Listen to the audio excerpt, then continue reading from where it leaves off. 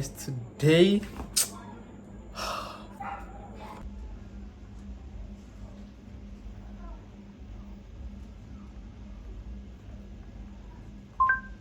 Right now in Ashaman it's 82 degrees with drizzle. Tonight the forecast is around 79 with scattered showers.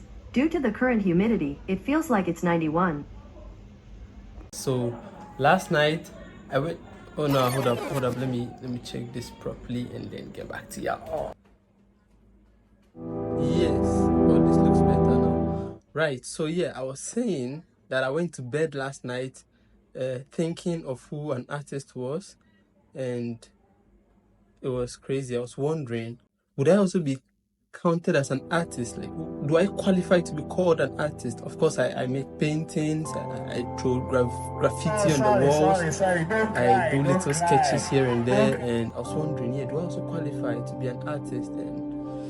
And then the idea hit me, right? I was thinking, okay, what is my definition of an artist?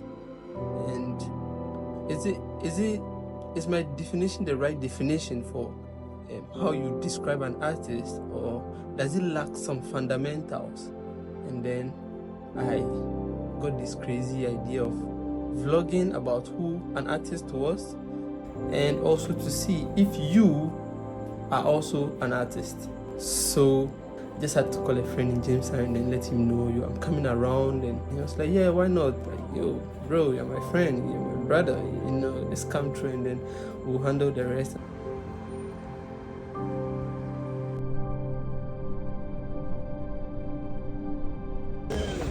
Guys, my Uber is here. My Uber guy. You want to see my Uber guy? Yeah, my Uber guy. Yo.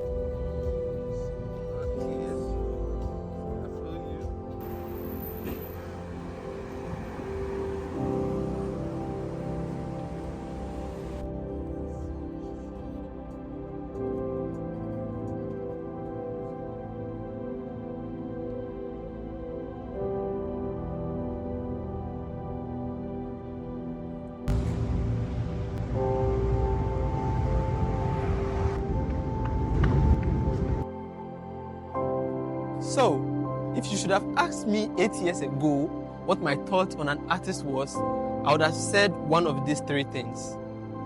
So yeah, I might have described them as someone who sketches or creates paintings. I would have described it as someone whose ability to generate income from their work truly takes off posthumously.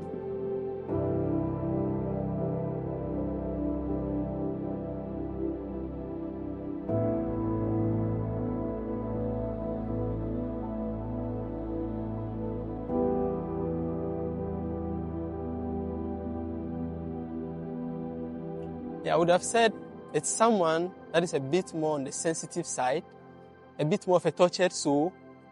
I think someone like Van Gogh would fit that description. So, over the years, my understanding of what constitutes an artist has evolved. I have come to recognize that various forms of expression, such as music, films, and even video games, can qualify as an art form. However, I still maintain the belief that being an artist involves possessing a certain level of developed or learned talent, like you needed some kind of formal training to take an idea and to make it physical and kind of put it out in the world. The problem with that definition is that even though it's a bit broader than what I started from, it still limits being an artist to only a selected few group of people. And I don't really think that is fair. Recently, I have completely changed my mind on what an artist could be, and I would argue that actually everyone is an artist.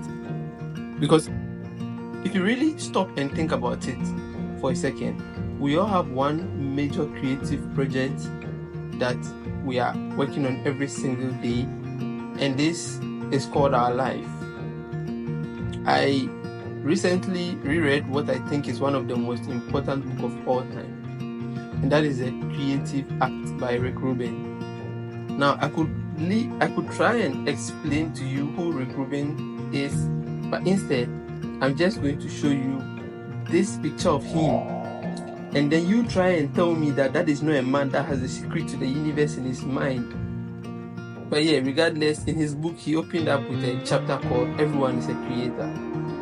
And in it, one of the most powerful passages I think I've ever read in a book. So I'm going to read it to you, and then let me know in the comment section if the passage is as powerful as I say it is. It says, to live as an artist is a way of being in the world, a way of perceiving, a practice of paying attention, refining our sensitivity to tune into the more subtle notes, looking for what draws us in and what pushes us away, noticing what feeling tone arise and where they lead. Attuned choice by attuned choice, your entire life is a form of self-expression. You exist as a creative being in a creative universe, a singular work of art.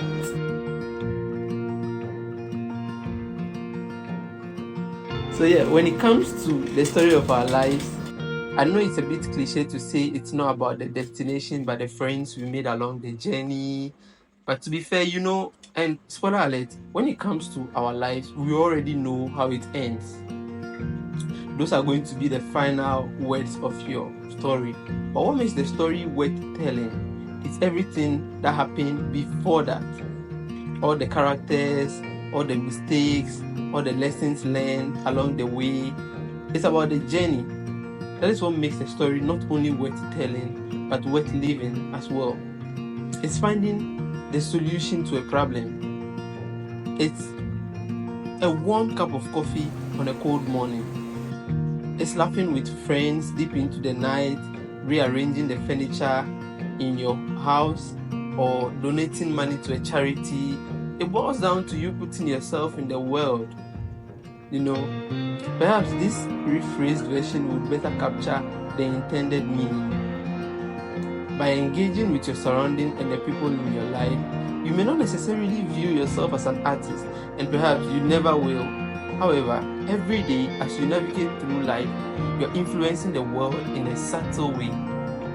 If that doesn't embody the essence of a true artist, then maybe I need to refine my definition. I encourage you to venture out, share your story, and create something meaningful with your time.